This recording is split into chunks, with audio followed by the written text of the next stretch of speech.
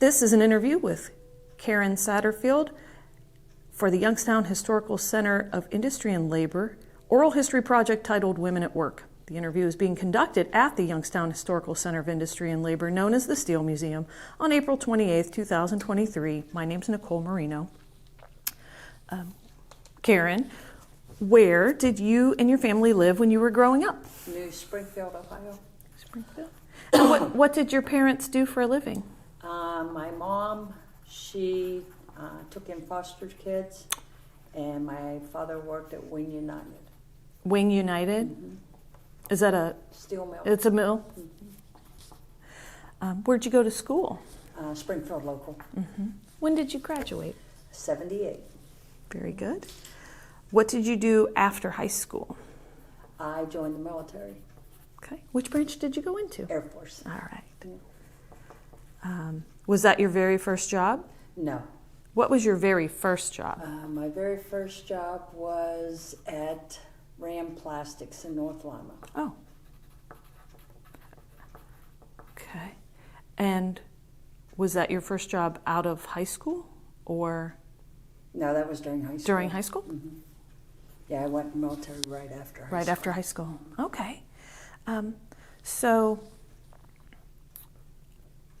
we'll talk just briefly about Ram Plastics then. What did you do there? I ran a press. We made like the plastic tables and stuff like that. Okay.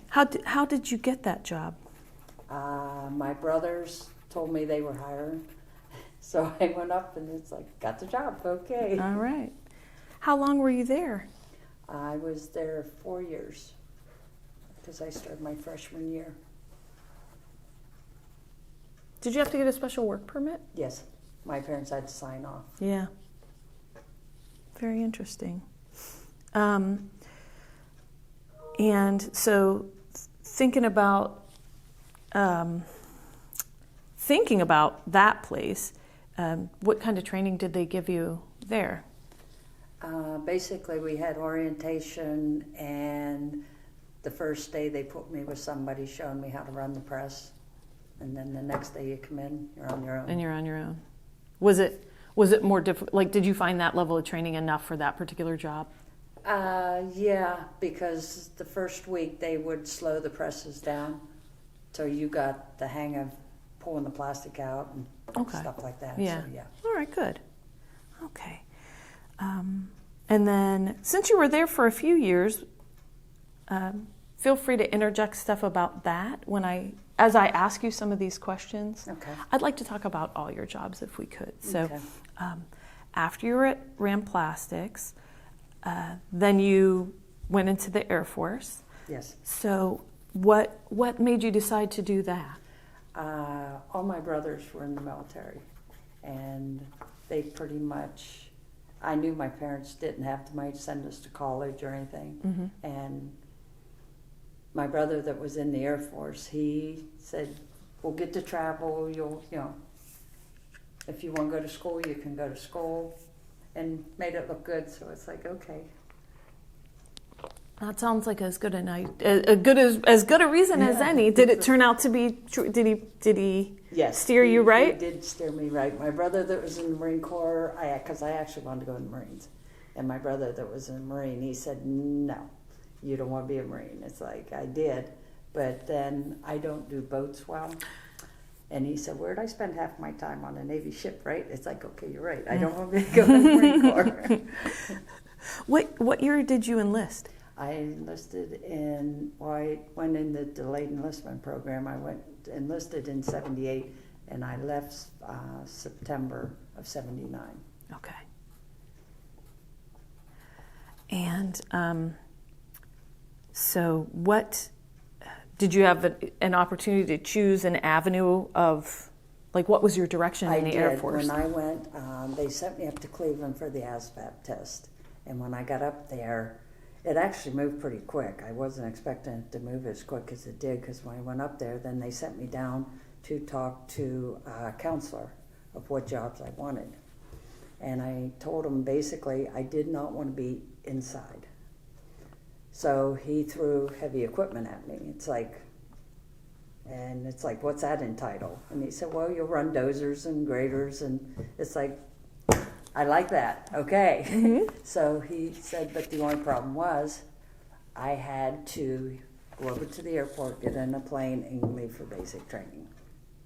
Like immediately? Like immediately, Okay. because I was going to miss the window for I'd have to be out of basic training at this time so I could be at tech school when it started. So you had to hustle up and go, So and that's I what you did. just called my parents and said, I'm leaving. All right. And so then when you went to the training then, so you did those steps, and then what kind of training did you get there? Well, they sent us to Fort Leonard Wood. I had to go down there. That was our tech school. And when we got down there was 5 of us girls. And we were the second class to go through that. And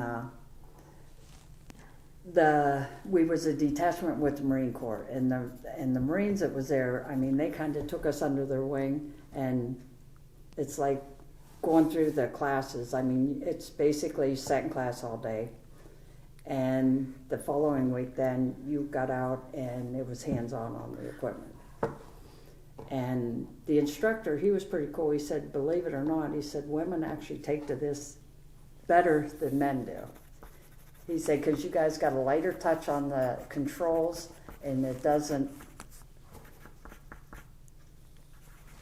I don't know how to put it. Yeah, we're not as aggressive with the controls as I guess the guys were.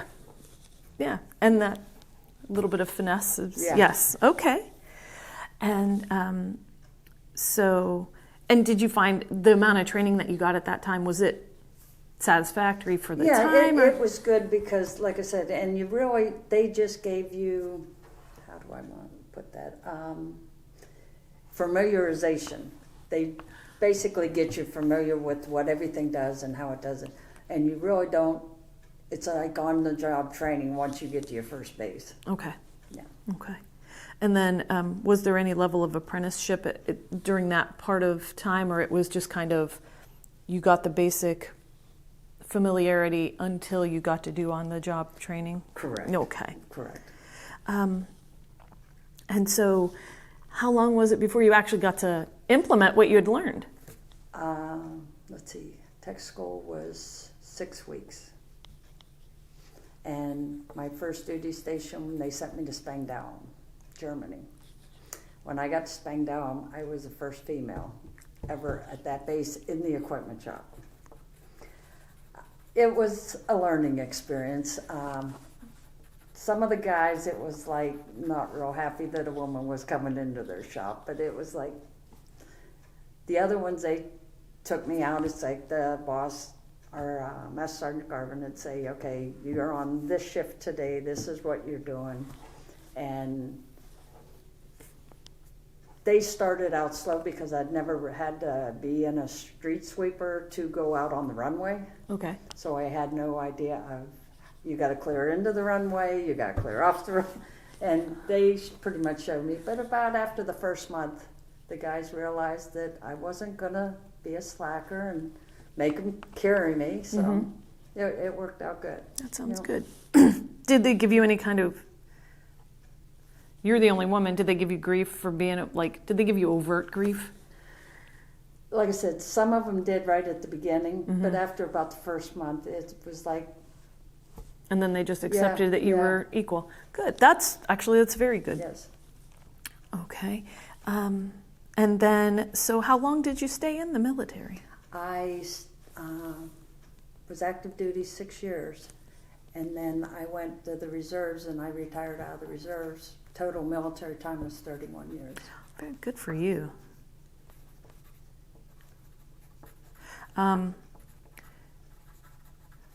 It seems like they would just call up, as you moved around in that position, they would call upon you to do, this is the next thing that needs to happen, you're up, Right. Here's what you do. Yes. Did you ever have to bid for a different position or? In the military, the only thing you have to do is you got to test to make rank. Okay. Yeah. And then it goes by seniority and you Right. get the first option to Right. do those things. Yes. Were there opportunities for you to do continued training so that you could expand your... I actually, yeah, because you have to have so much college courses to be able to, after you make master, to make senior, which is on the, let's see, civilian talking, okay. On the civilian side, basically, in the military, an E8 is the second highest you can go on the enlisted side, Okay. other than being an officer. So I got to be an E8. E9 is a chief, and that's the highest you can go on the military side as an enlisted. Okay. So by the time I had my 30 years in, I just didn't want to test anymore for chief. But when I made senior, I actually had my own shop of guys. I had 7 guys in my shop. Okay. So those were the ones that I was responsible for. Sometimes it was hard because the first time we deployed to the desert, I had the wives coming to me saying, "You bring my guys home." It's like, I'm going to do my darndest, right. You know? And yeah, so the responsibility that came with that was sometimes not as good as I wanted it to be. Sure, heavy. Yeah. Well, it's very, very serious position. Yeah. What kind of... Okay, so I'm gonna stop here. And so you were doing that, but at some point you went into the reserves and then you began to work Then I worked at National Refractory. We made firebrick for steel mills down in Columbiana. Okay. When did you start doing that? In '88. Okay. And what made you decide to do that? When I got out of I'll back up a little bit, because when I got out of the military, I actually, because I took nursing when I was in the military. So I got out and I actually was working at Beaver Valley Medical Center. Okay. I worked there for 2 years. And at the time, I was going through a divorce, and my kids, my ex-husband took them down to Tennessee, so I had to keep flying down to Tennessee trying to get my kids back. And I was missing too much time at the hospital. And the church nurse said, she says, "We hate to let you go." It's like, you know what, I gotta get my kids back. Yeah. First priority. Sure. So when I left there, National was hiring, and they was paying pretty good money. So that's when I went to work at National then. So. Okay. And what was your position at National Refractory? I started out as BOF cleanout, which basically all the presses at night, I had to go out and chip all that off. All the mixers, you have to crawl inside and chip all the material off. Sure. And so they're ready to run the next day. Okay. And then I bid on a job and I become a press operator. And was when you bid on that, was it enough that you had the previous skills that you had from your jobs before that? Was that enough for them to? Well, they kind of, if somebody called off, because I worked from 2 a.m. till noon. And if somebody called off until they could get another press operator, they'd throw me on a press. So I basically already knew how to run a press. Okay. Sure. Yeah. And then did they give you any ongoing training to keep you there, or was it already, you had already had enough on the job press operator that they were happy? They were happy. Sure. Yeah. That makes sense. And just briefly, when you were working at the hospital, what kind of nurse were you, or what? Tell me a little about that. I was an LPN. Okay. Yeah, I got my training, like I said, through the military, so I could, and basically, I would jump floors. The floor I liked most was on the geriatric floor, and because you can learn a lot. You can really learn a lot if you just sit and listen. And it was kind of a good experience for me. And then when my daughter was a senior, or no, I'm sorry, she was a junior in school. She actually got a part-time job in like a nursing home thing, and that's the first thing I told her. You know what? Take time. Listen to them. Yep. I said they've lived through things we can't even imagine. Exactly true. Yep. Yep, that's very, very true. Yep. Okay, so we have this great pool of work that you've done. So when you think about a typical day in your workplace, let's kind of talk about. Let's maybe just go one at a time and think about what's a typical day. For example, if you remember when you were at school and at Ram Plastics. Yes, Ram Plastics. What was a typical day like there? Basically, you go in, you're clocked in, you go to your machine, and you had to get it, turn it on and stuff so the hydraulics and stuff would be warm. So when the buzzer hit, I mean, you were basically locked into that all day for, well, I'm trying to think. No, I think we only stopped for lunch then. We didn't have our 9 o'clock breaks. We worked 4 hours and then Broke for lunch. Go 4 hours and then you got to go home. Okay. So at that one, did they have facilities? Did they have women's facilities on site? It was one bathroom. Just one bath. Yeah. Did they have like a locker room for anybody? Showers for No, anybody? no. Was it that dirty of a job, or was it more of a? The smell was of the plastic, Sure. but other than that, it really wasn't that dirty of a job. It was like, yeah. Sure. And then, were there many other women working there at the time? Actually, half of the force. Yeah, there was a lot of women there. And that was relatively early, so Right. Good. Yeah, there was a lot of women there. how'd you get along with the other girls that were there? Felt good. It just, yeah. Yeah.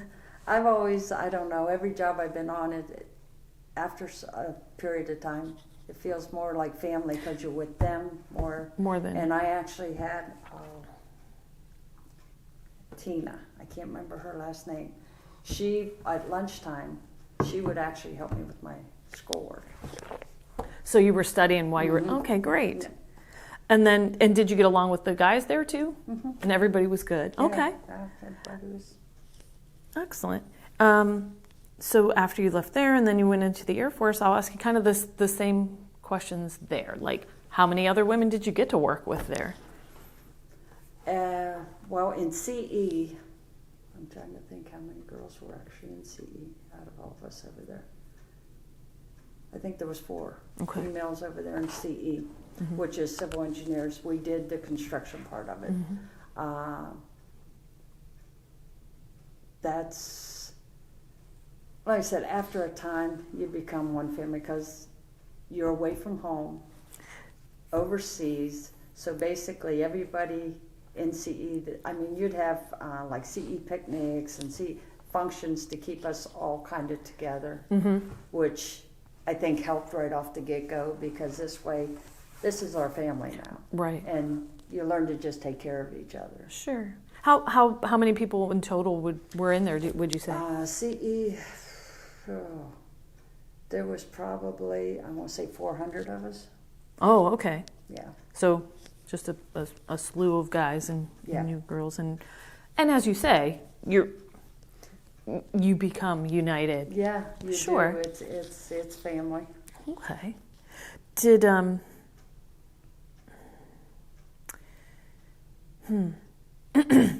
So then when you went on to nursing, so did you have a big shift? How many women did you work with while you were nursing as opposed to? Yeah, there was a lot when I got into nursing. Were there any men nursing at that time? No, just were the doctors primarily male though? Then still at that time, the doctors were yes. The RNs were all females. Okay. What was the atmosphere like there? Just, I mean, Because it's a different scenario. You're under a different kind of stress. I think back There. then we had more compassion. It seems like, because I've had to take my mom to the, it seems like somewhere along the line it's a job anymore, and the compassion is going away. And I don't know, it just seemed like you cared more for who you was taking care of, who Sure. you were in charge of. Sure. Did you ever have any, did you ever have any issues with anybody at work, like with your coworkers, or even with administration, or even with doctors? With a coworker, I did, because when I had to go up to the geriatric floor, we would have to feed them, and she would just, here. I couldn't eat that fast. Right. So me and her kind of got into it. It's like, don't. Yeah.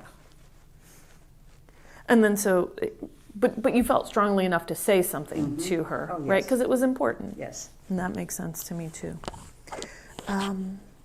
So we'll just touch base on National Refractory too. So what was that like? And at any of these places, I asked you earlier about like facilities Right. specifically for Now- you. Did they have facilities No, designed for we women? had to shower before we left work because we worked around a lot of resin, a lot of carbon black. So they did have separate showers for the girls and for the guys. Okay. How many was there? I think there was, I want to say the last number was like 300.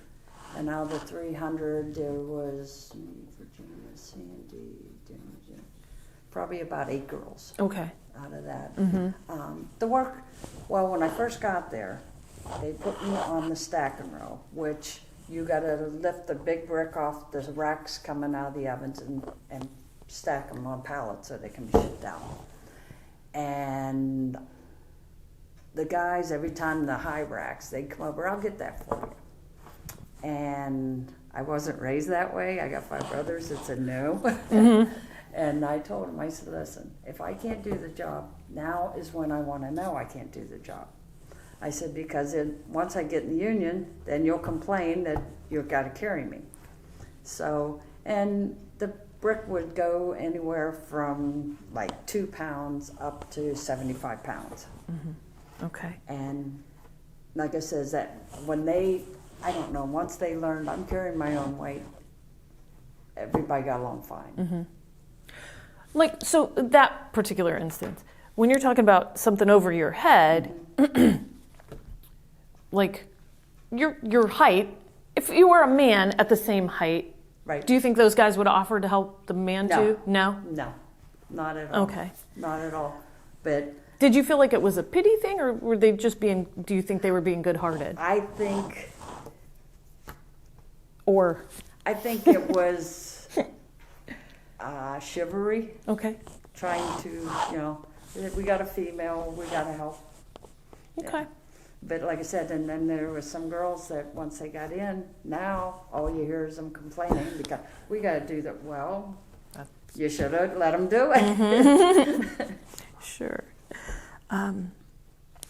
Okay. Yeah, because I become vice president of our union there. Oh, very good. And so have you kind of consistently been in the union over your working career? Yeah. Yeah. Yeah. And you're in the union now, right? Yes. And how long have you been in your current position? How long have you been? Because you're through the union. Yes, Local 66 operating engineers. And how long have you been at that? 20 years. 20 years. Okay.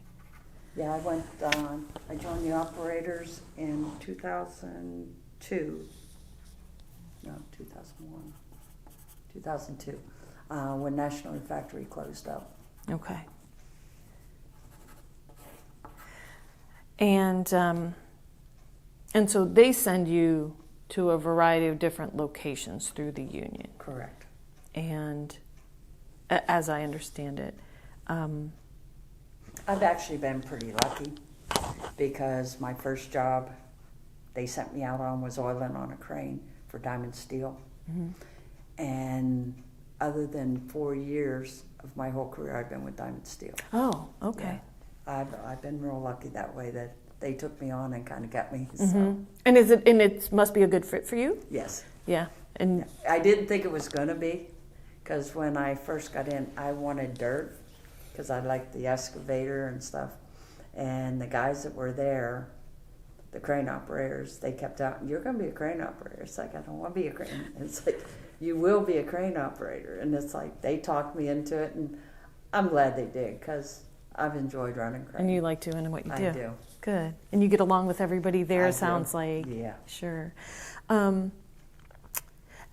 And so for that particular position, what are there facilities for you there too? Yeah. Like well, if you want to go in the office, we have one out in the shop. Okay. But now when we're out in the field, there's been some times where they're supposed to have a facility.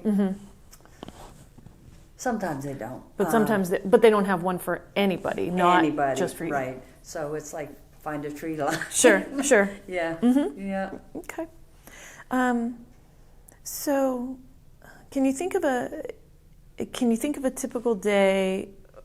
Like, what type of challenges would you run into in a typical day? And you could pick any of the things that you just talked about. I would say running the 65 crane. The mats on that thing are like 125 pounds a piece. Oh. And those were always a challenge because you could get them up and get them down, and I'd basically roll them across and stuff. And it's like, if anybody, the iron workers or something, they'd come on over and help you and stuff. So, but I've never really been out on a crane with the iron workers because they are taught, I guess, in school that when the crane rolls on, you help set it up, you help rig it and everything. So Okay. now when you go out with like the electricians and that, not so much. Okay. Yeah. Sure. You're on your own. Fair enough. And what would be not a typical day? Like, what would be a really challenging day then, and what did you run into on that day? Challenging day. That would be, well, I actually got, on the military side, it was when I got to Iraq and they put me in an 80-ton crane with a 50 caliber on my counterweight, and he was my gunner. So if we come under attack, he told me which way to swing. That was a little nerve-wracking. On the civilian side, it would probably, I had to take a 50-ton crane up to a school. There was a bunch of people up there. Who was I working with? I can't remember. They had to be electricians, but I had to put the jib on. It takes 2 people to put the jib on. They didn't want to touch the crane. And it was like, I can't do this by myself because I got to be up in the seat. I can't be out there pulling the jib around. And that was a tough day because I finally told him, you know what, so anybody going to help me, we ain't doing this. I'll just go back to the shop. Sure. And the bosses, get the job done. Yeah. And is that how it ended up getting resolved? You just kind of... After I called the boss, I said, well, if you ain't sending somebody out, what job ain't you getting? Because they're not touching it. They said they don't want to be liable for nothing. They're not touching it. So he called, I guess, their boss, and one of the kids was told to come over and help me. Well, he didn't want to be there and ended up ripping the one wire off the crane. So I can't suck the boom in. I can't. And that was it. And then, so you did you work that day? I had to wait for him to come fix the crane. Oh, it was boy. like, so they should have just sent somebody out anyway. But yeah, that was a stressful day. Wow. What type of shifts were you working at any over these years?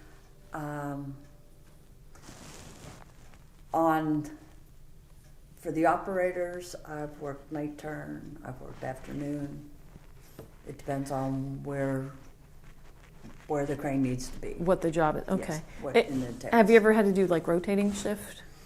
I did at National. Okay. Yeah, at National when you'd work the kill. Yeah, you'd work 1 week of days, 1 week afternoons, 1 week of night turn. And how did you handle rotation?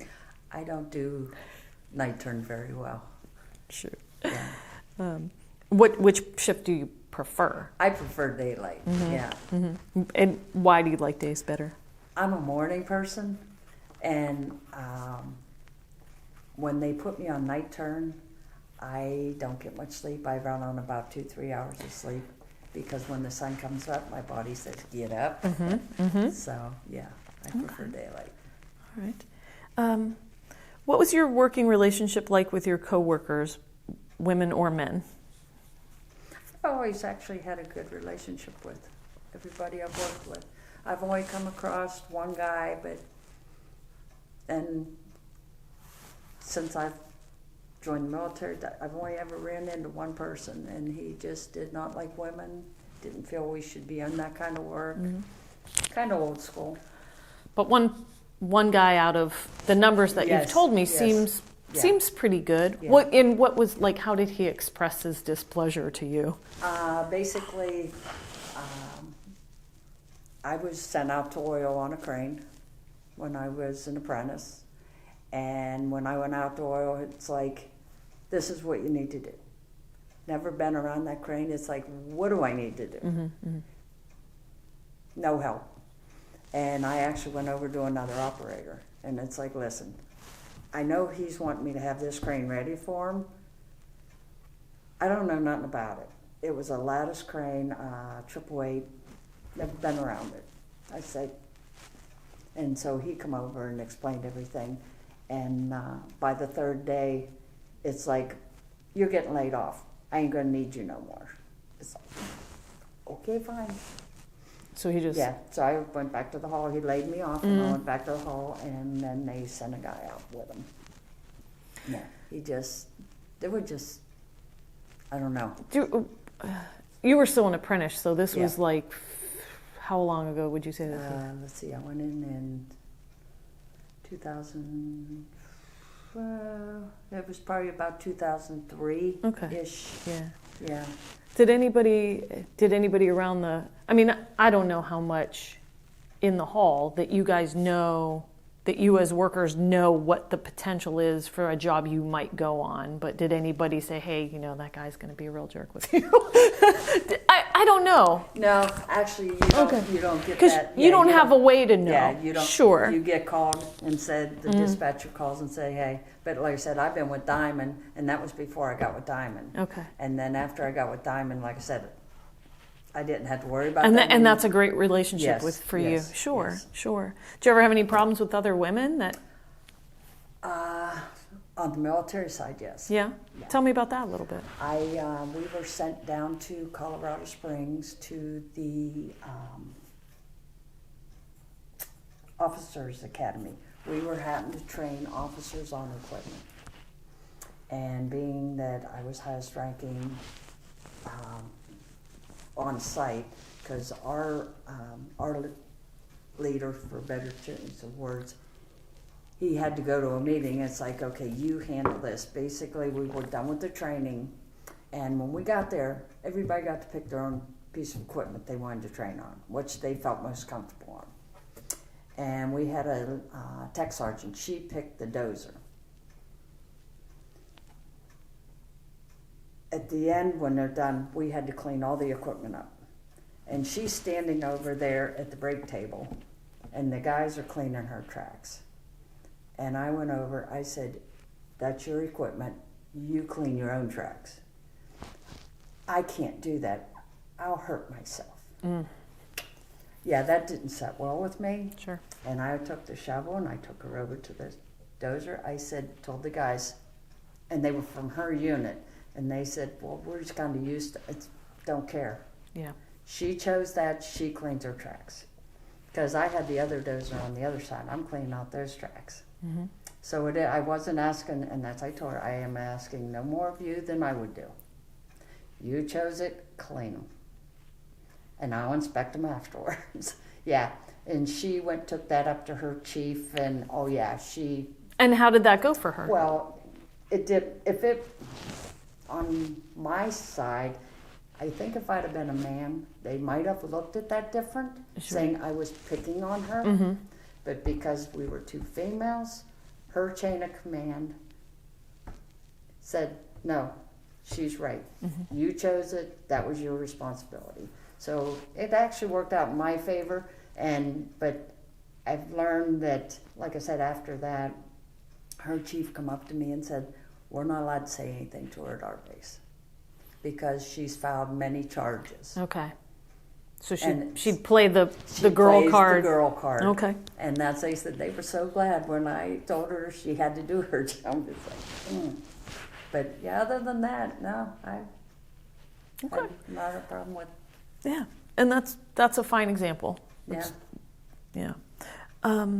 What about with management or administration and in any of the other jobs? Like you told me about that one supervisor, and that's fine. Were there any other admin, management that gave you a hard time anywhere along the lines? No, I've kind of, like I said, I've kind of always got along with them, and I try to do my job the best I can, and I guess that kind of shows because, yeah, I've really not had any. I try to stay out of the drama, and just like up at the battery plant, there's a lot of people, there's a lot of drama. I'm staying out of it. I don't want to be part of it, you know. Mm-hmm. So Sure. Did you ever go through any strikes on the job? no, Okay. Have you ever had to report a grievance for yourself or for someone else? yes. Now we had to go to arbitration on a gentleman at National Factory. Okay. Yeah, we had to take it to arbitration. Kind of knew going in it was a no-win situation, but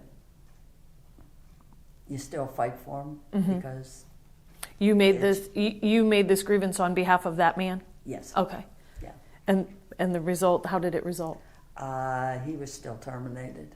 Yeah, we tried everything, but we told him at the time, you kind of blocked us, and there wasn't much we could do about it. It's like we tried, but yeah. When it went to arbitration, the arbitrator kind of just threw it out. It's like, nope, you guys don't have a leg to stand on here. It's like, okay. Okay. Did that grievance produce any uncomfortable situations or anything? We got threats from him afterwards because we didn't save his job. From him? But with everybody else, nothing came back at you? Okay. No. Well, that's unfortunate. Yeah, because the company knew that we were just doing our job. And Okay. I think I've asked you, like, through the natural course of our conversation, you've answered some of these for me already. Did you ever feel like a minority on the job? yeah, when, like I said, my first duty station, yeah. I walked in there 17 thinking, what am I doing? Does any specific experience from that time leap out at you? I remember the first day when I got to the shop and they was introducing everybody. You can tell by the looks on people's faces. And like I said, at 17, I'm looking around thinking, I'm so far away from home. What am I going to do now? You know. And it was actually Leo. He was a German national that worked in the shop. He come over and he's like, we're going to go outside and have a talk. And he took me outside, and it's like, they will come around. He says, and after the pep talk he gave me, it's like, okay, I can do this. And so And I'm glad I hung it out. Yeah. Yeah. Were all the guys in that group your same age too? Yeah. They were all young? Everywhere between probably, well, I was 17, so probably up to about 22. Okay. Yeah. So still relatively young Yeah, people all bunch of young together. guys. Are you married? Yes. And do you have children? I have 2 children. Okay. Our daughter, she joined the military too. That's Very good. she joined CE. She went into structures. She actually was, she wanted to be an equipment operator, like Mom. So then she wanted to be in the reserves because she just wanted to get her college that way. And took her up, and the recruiter told her she could not be in my shop because I'd have been in her chain of command. Right. So she wasn't allowed, so she took structures, which is she's learned to build things. They've remodeled their home, just those 2, because they know how to do pretty much everything. And in the military, if you go on deployment and they don't need you in your certain career field, they pull you over to something else. And that's, I told her, I said, you'll learn plumbing, you'll learn electric, you'll learn everything if you just give it a chance. Because they do, they want you to be a jack of all trades. Sure. And they've took primo advantage of that. And like I said, that's, yeah. Yeah. So, Well, it sounds great. yeah. Our son, he actually just moved up from Tennessee. He was living in Tennessee, and he was an equipment operator down there. Non-union, but I won't fault him for that. When they were young, how did you manage childcare? After my divorce, I worked, like I said, I worked 2 in the morning till noon. So I was there to get them to bed, and I had a babysitter come in at midnight, and she would stay, and then I'd get up and I'd leave for work, but then I was there to get them off the bus, and then I had them till bedtime. Okay. And when they got older and I deployed, after 9/11, actually it was before that because it would have been in 95. First time they deployed me over to Korea, my mom watched them. Okay. Yeah. And they stayed with her They stayed full with time? my mom's. Because you have to have a plan of attack. So if you're called up, you got 72 hours to report. You've got to have power of attorneys and all that in place. So you know your kids are going to be taken care of. Sure. So Sure. yeah. Did you ever have the experience where you had to take care of your parents at the same time as working and taking care of your own kids, or any other family member, really? No. That's... Sure. And then you're not retired yet. 15 days. Oh, good for you. I'm waiting. Oh, how exciting. So do you have a pension plan through your job now that's Yes. going to pan out for you? I actually, we're actually sitting better than most. Okay. Because being retired from the military, Yeah. we have health insurance, so we don't have to wait for Medicare. And I've got enough hours banked with the operators that it would carry me anyway. Okay. It wouldn't carry my husband. Okay. And being he's younger than me, he's actually just going to quit, because between my pension with the military, my pension with National, and my pension with the operators, I told him we'll have enough to carry us through till he can start Till he collecting can- his pension. Good. That's excellent. And so, yeah. Anywhere you ever worked, did you ever experience a buyout or anything like that before? The military had buyout. Like I said, a lot of guys jumped on that because they were downsizing. About every 4 years, they go through a downsize or a build-up. Depends on what president's in. Okay. But they was having a buyout, and I don't like buyouts, because when we had it, we lost a lot of experience, and then you got all these young kids there with nobody to teach them. Right. I just, yeah. Okay. Were you ever working anywhere where the company closed while you were working there? National Factories did. They actually just come out of negotiations, but 2 years prior to that, we started telling the guys, start saving your money. Mm-hmm. They don't listen. Guys just don't listen. And you were in a position in the union Yes. there to Yes. to know ahead Yeah. a little bit, and you were giving advice. And we were trying to tell them, start saving your money. It's things were just looking like they were going to go that way, Mm-hmm. and they were still out buying new homes and new cars, and then the morning we come in and the gates were locked, it was like a lot of the guys lost their homes and that, and I mean, by then, because it was like 15 years there, and by then you're a family. I mean, their kids knew our kids, everybody kind of grows up together, and everybody pulled together and was trying to help the ones that were struggling, but you got to keep yourself afloat. Yeah. And yeah, that was a tough one. What year do you think that was? Well, let's see, 9/11, it was like the year after. So like You know what? somewhere like 2000. No, it was right there around 9/11, because I remember the morning we were supposed to go over to the, all us officers had to go over to the National, Mm-hmm. and we was doing the closing papers and that then, so yeah, so it would have been 2001 then. Okay. And how long had you been there? 15 years. 15 years. Well, 14. Okay. And how did that affect your family?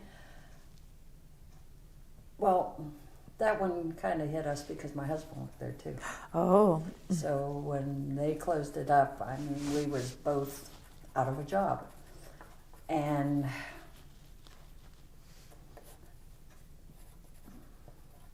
I guess when there's we had unemployment, Mm-hmm. but that ain't gonna last forever. Mhm. And I've always been a penny pincher. Mm-hmm. I don't like to think I can't pay my bills. Sure. So he actually went to work for Walmart, and I think then it was $8 an hour or something like that. It wasn't much, but I told him it's a job. He said I can make more than unemployment. Don't care, it's a job. I took a job at, what the heck is the name of that place? It's right across from National Factory. They make like in the fireplaces, the logs and stuff to go in. Sure. We was making Fireplace them. insert thingies. And while I was working there, I went and applied for the operators. Okay. And he actually went to, because when a plant closes, they will give you free training. Okay. So he went to,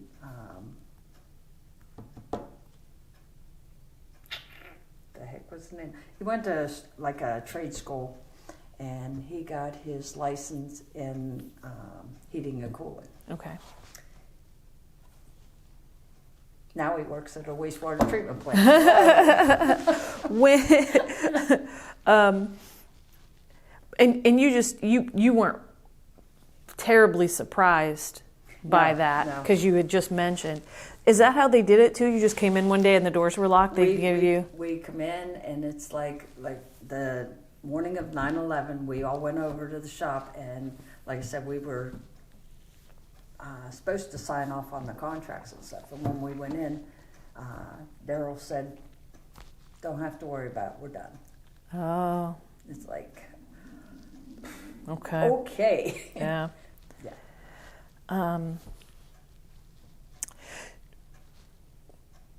Can you recall any accidents at any of your workplace? Up at the battery plant, they had one. I don't know what kind of chemical spill they had, but it smelled like burnt plastic, and we've actually got an operator still out. I mean, it burnt lungs. It was bad. At National, I actually got stuck in a mixer. I went to cut some of the material off, and when it let go, it was a big chunk, and it come down and pinned me in the mixer. When you don't have any range of motion in there, right? No, no. How did that resolve itself? Well, luckily, at that time of morning, the only ones in that plant is me and a couple of maintenance guys. Okay. So I started Hollering. yelling for him, and when Rob come up, it's like him and George is looking at me and say, "How do we get you out of there?" It's like, I don't know, but please do, because it hurts. Yeah, it smashed my leg pretty good. Did you get a bad injury or? Yeah, I was probably off work probably 6 weeks. Oh, yeah, so it messed my leg up. A pretty good. fair injury then, yeah. Do you recall any episodes of violence at any of your? Just the one gentleman, we tried to save his job. He was on the metal case line, and he started, I don't know what even sparked it, but we think it was kind of a race thing going on there. Mm-hmm. But the foreman come out and told him, he pulled him in the office, he said, just sit here and calm down, cool down. Larry tried to work with him. It's like, just stay in here and calm down. As soon as Larry turned his back, he was back out. Oh. Swinging. Oh, okay. It was like, Mm-hmm. yeah, not a whole lot you can do with that. Yeah.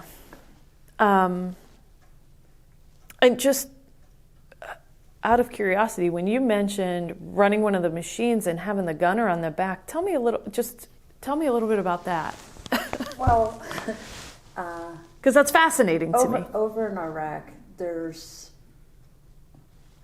not a lot of coverage. So when you're out building, trying to rebuild, this boom up in the air is like, hey, here I am. Sure. And we would come under sniper fire and stuff. And so, like I said, when he'd radio me to swing, okay, that's the way we're swinging. But I had to watch because, okay, I'm being shot at. You just really want to swing that puppy around. Mm-hmm. But I didn't want to throw my gunner off. So it was like, yeah, keep your cool, just take him a nice, easy swing, get him to where he can take out Do his the job. aggressor. So, Sure. yeah. Oh, thank you for your service. My goodness, that sounds amazing. And did you feel like the time that you had already spent operating that kind of machine allowed you to not worry about how you were going to function it, but just keep yourself focused? And It did. It was like, and my main concern, because like we go out there, had to fix front gates if they blew them up and stuff. We go out there, and once they pulled, in what was that? That would have been 2010. They pulled all. I don't even know how to put it, but basically our everybody that defended our base, the Army, all that, they pulled them out. They said, we're pulling out of Iraq, we're clearing out. Well, then that left us there, and they brought Syria DeLon people in. okay. It's going to basically be our security forces while we're working. We're out at the main gate, and we come under sniper attack, and I've got 4 guys out there with me, and I radioed back to the guard shack where he was supposed to be at. He's taken off running. It's like, okay, guys, we're on our own here. It's like, what do we do? It's like, get in the bucket, because we had a loader out there. I said, get in the bucket. Okay. And my one sergeant's like, Senior, what are we doing? I said, get in the bucket. He said, I said, we're getting out of here. It's like, what are you doing? I said, I'm going to drive us out of here. Get in the bucket. Right. I'm getting you out of here. And yeah, that was a piece of work. Wow. Yeah, it was like, yeah. And the only thing that kept going through my mind, I promised their wives I'd bring them home. I'd bring them home. It's like, doggone it. And so they all jumped in the bucket and you drove them out. We went. It's like, get in the bucket. Wow. Yeah. I had to ask about that because that's Yeah. so fascinating. Was being part of a local union beneficial to you and your coworkers? Yes. Yeah. And in your experience at each of the places that you've worked, did they typically, or I should say specific to the union, do they promote from within or do they hire from outside? The unions actually, because you got to test and do all that. I don't want to say there used to be nepotism, but I think that's kind of gone away. Okay. Because before this person in the union, their kids are all in the union. Where when you go down to test, you test with 500 people, and the chances of all these making it would have been slim to none. So there's some pull. Okay. Yeah. So there used to be some nepotism there where it was tough, and I think the only reason I got in was because of my military background, because you get certain points for being military, Sure. and they actually give points for being a woman, and so, yeah. Okay. Very good.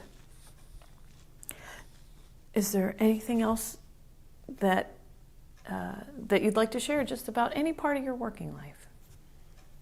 It's been a good career everywhere I've been. When I retired out of the military, everybody said, you'll miss it. Never missed a day in life, missed the people, and it's going to be the same way with the operators, because made a lot of friends, iron workers, carpenters, electricians, got a whole range of people there. That's great. Yeah. Yeah. So That's wonderful. it's definitely been a ride. Very good. All right. Well, thank you so much for doing this with me. I really enjoyed it. I hope you did too. Yeah, that's made me remember a lot of things I didn't think I would.